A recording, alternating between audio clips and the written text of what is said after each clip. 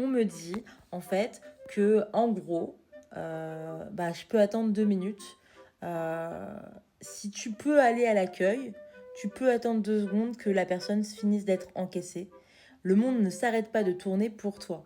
En fait, la vraie problématique dans ton message, c'est que on voit le gros validisme que tu es. En gros, une personne en situation de handicap, quand elle arrive sur une case prioritaire, elle est prioritaire. Je vois même pas, en fait, où il y a débat. D'accord? Ça, c'est la première chose. La deuxième chose, c'est que quand il n'y a pas de caisse prioritaire, toutes les caisses le sont. C'est-à-dire que ça ne s'arrête pas au fait de...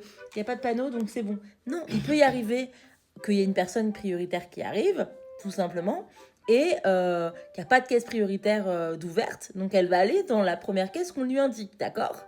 Et là, elle arrive devant toi. Et toi, tu auras beau avoir étalé tous tes articles sur le tapis, en fait, tant que t'es pas passé, eh ben, on a le droit de te passer devant.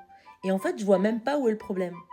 Parce que c'est ça le souci. Toi, tu es en bonne santé. Ça va rien te faire d'attendre 5 minutes, 10 minutes, 20 minutes.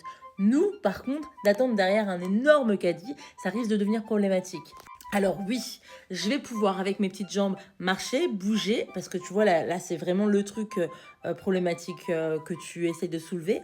Et je vais pouvoir même rester debout, même si j'ai la tête qui me tourne et que la position statique est un problème, parce que c'est ça, la position statique est un problème, pas le mouvement en soi.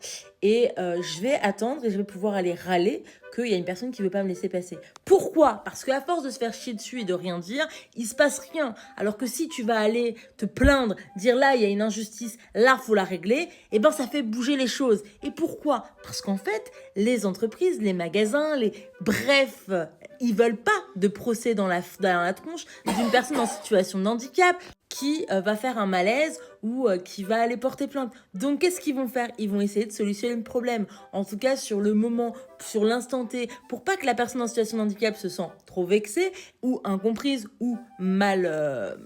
tu vois, mal accueillie. Et pour qu'elle évite d'aller foutre un gros dawa parce qu'aujourd'hui, quand tu n'es pas inclusif et qu'on te dénonce, ça te fait mal au porte-monnaie. Voilà, c'est tout.